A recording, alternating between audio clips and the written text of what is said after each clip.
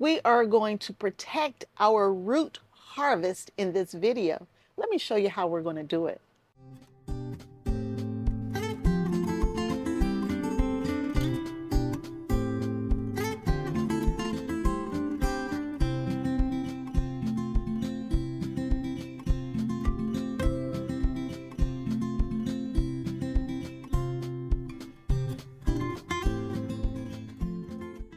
Hi everybody, my name is Kim and you're at Kim's Cozy Corner. I grow all of my own food in a small suburban backyard garden as well as an indoor garden. And I grew a lot of root crops. I grew a ton of onion and a ton of potato. And y'all see what's happening to this? One of the things that I'm always talking about is changing the state that your vegetables are in so you can preserve your harvest. And sometimes preserving your harvest does not necessarily mean you need to can your harvest, but maybe it does.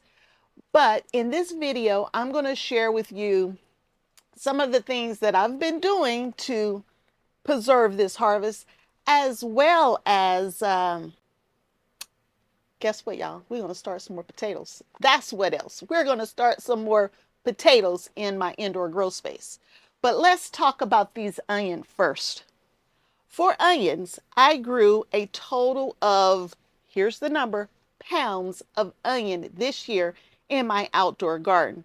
And that's a lot of onion for us. That's probably more onion than we can eat. And I didn't grow a lot of storage onion. I grew more sweet onion. And sweet onion don't have a great storage life. And because it doesn't have a great storage life, you got to do something different with it to make it last for the full season so I don't have to buy this stuff at the grocery store. Some of my onion are coming up. One of the things that I did was gift some of those onion to a family friend so that she could use them now versus them going bad, since I grew more than what I could use personally. And I've been gifting her onion all season long. So this isn't new. So not only am I growing my year's supply, I'm growing most of her year's supply as well. And it's just her and her father. So that's 2 more people along with the 4 people in my home. So that's the onions that I'm gifting. And then quite a few of the onion, I decided to go ahead and change the state that the onion were in. So here's a video of some of what I had been doing with the onion to preserve it. And I will do a voiceover so I can tell you what's going on with this process. You can see in the basket here, there's quite a few onion in here that we need to do something with. Some of them are coming up and they got little green stems on them. Some of them are even smushy. They had begun to rot away and they were leaning against other onion, causing damage to them as well. But most of the onion were in good shape. They were just starting to come up. I decided to put the onion in 3 different states, leaving them whole, slicing them, as well as dicing them. And to make this process go quickly, I used my chopper to do this process. So I peeled all of the onion, washed them, made sure they were nice and clean, and then I used the chopper to chop them up or to slice them up. And then I laid them out into single layers on these pans so that I could give them a flash freeze, so that when I was ready to use them, I could just pull out the quantity I needed versus all of them being stuck together. Now, y'all, that was a lot of onion that I need to do something with so I wouldn't lose it. And so by putting them in different states, whether they were chopped or sliced or thickly chopped, makes a big difference. After I did that, I laid them on the pans so I could give them a flash freeze so that when I'm ready to use the onion out the freezer, I can individually pull out what I want versus all of them being stuck together. I have diced onions. I have sliced onions. They're cut many different ways. But after I put them in the refrigerator and gave them that flash freeze, I took them out and put them in Ziploc bags. And so if I want to make a roast, I got the big, thick slices. If I just needed some small diced onion, there they are. I can just pull what I need out, put it in a pan, and I'm good to go. And so that's what I did with some of the freezing of the onion. Some of the other onion I left in this state right here, but I put them in my refrigerator. And you don't have to refrigerate your onion, but I plan on using them in the next week or two. And so they'll be just fine in there as I am starting to make these holiday dishes that I'm going to be making. And I can use fresh onion versus frozen onion. And I will continue to check on my supply. So I need to go into my storage every week or so and pull out things like this so that this doesn't damage the rest of my supply. One of the things that I also found when I went in to do that, because I went about a month and not pulled them out, I found gnats all over my onion, and I had to take care of that so that the home doesn't become overrun with gnats. So cleaning up the onion supply definitely lowered the gnat population in my home. And I was wondering where they were coming from because they weren't coming from the indoor grow space. They weren't coming from the drain. I couldn't figure it out until I found those onions. So anyway, all of the onion have been taken care of. We didn't lose any more than one or two that had completely rotted away, and they were leaning against other onion that if I hadn't taken out, it would have rotted them away as well. So I just wanted you to know that we still aren't buying onion. We will still use the supply we have, and they're sweet onion. They don't have that long storage life. If you're looking for a longer storage life for your onion, you need to buy storage onion. And usually storage onion that last a long time in storage are usually very strong. And I mean, those are the ones that make you cry and your eyes water and everything, but they're storage onions and they last a long time. Sweet onion, I never shed a tear on my sweet onion. They're so good. You can eat it like an apple. They're so sweet. But that's not the kind of, if you're looking for storage, that might not be the onion for you. So that's it for the onion. Now let's talk about these potatoes. So for these potatoes, same thing happened, right? Same thing. I gifted a ton of potatoes to my family friend, and she's going to take those off and enjoy them. Anytime I see my potatoes coming up and I got an extra, I don't know, 30 minutes or so to cut them up and can them, that's what we'll do. And here's a short clip of my daughter helping me can just yesterday. We went through a ton of potatoes, and some of them weren't really that bad, but we went ahead and cut those potatoes up, washed them up really good, and my daughter did the canning for me. So this is her first experience in the canning world, and she enjoyed it. And I enjoyed her doing it, so I didn't have to do it. The next canner to be, look at who's helping me can potatoes today. You're all done? Mm-hmm. Okay, so you didn't need that jar. Okay. We are preserving that harvest. Wave to the camera.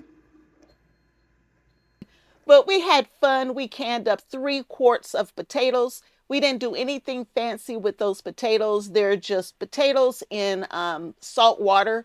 If you want to get fancy, you can put them in chicken broth. You can put them in a beef broth. You can do a meal in a jar. We just did something super simple. In your pressure canner, they only take a good 40 minutes, I believe, to cook in your pressure canner. So once we cut them up, put them in a canner, we walked away, and then I looked in on them several hours later. So we took care of the canning, we took care of the gifting, and now we're going to take care of some planting. Initially, I had said I'm not going to start any additional potatoes. I have 2 pots growing potatoes right now. So this right here is my purple Viking, my absolute favorite potato. And then in this pot here is a white potato. I believe that is Yukon Gold. I'm not 100% sure. And so I started those potatoes over a month ago at this point in time. They're doing really well. These, I believe, are early potatoes because they're getting so tall so fast. But y'all, guess what I found? Y'all see this right here? I put my hands on some Happy Frog, y'all. And since I put my hands on some Happy Frog, we're going to use Happy Frog in another pot and start some more potatoes. I have been dealing with subpar potting mix this winter season. I wasn't able to order some in before the local nurseries in my area stopped carrying it. So I went ahead, I bit the bullet. I went on Amazon and I bought, I think 6 bags, I think is what I bought. The more you buy, of course, the cheaper it is. And it got here in just a couple of days. I was surprised how fast it got here. But since I put my hand on some Happy Frog, y'all, we're going to start some potatoes.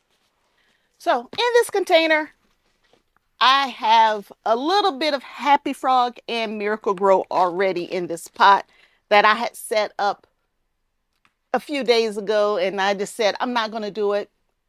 I'm not going to do it because I don't want to have to deal with subpar soil. And I didn't have enough to finish this pot. But now I got Happy Frog, so I can finish this pot in the soil that I prefer. So in here, I have Dr. Earth granular fertilizer and Miracle Grow, and I believe a little bit of compost. But you can see it's not much. The pot's only like this full. And so now we are going to grow some Pontiac Reds from our harvest from this year. And I've shown many videos on how I grow my potatoes. And y'all, I don't need any more potatoes. I got so many potatoes already canned and put away that I'm going to start gifting jars of potatoes as well. But there's nothing like a fresh potato here and there. And I've decided not to purchase any more Pontiac Reds for this upcoming season. So in order to have seed potatoes for next year, I need to harvest a few more so that I will have some that I can use for seed potatoes this upcoming year and some for fresh eating. So let me be clear. We're going to eat some, and then if they start coming up, we will plant them next year. I purchased, I think it was 32 pounds of seed potatoes for this current year that we're in. This upcoming year, I am only purchasing 20 pounds of seed potatoes. And my expectation is that I get an even larger harvest this year than last year because I am using some of my own stock. So the pot's ready. I'm going to put, now in this little bitty pot, it's, I think it's 3 or 4 gallon or something like that. I'm going to put 4 potatoes in there. I was having issues with the volume on my microphone, so I will do a voiceover for this next section here. So I put 4 potatoes in this pot. Now this pot is very narrow, so I decided to put 2 on either side.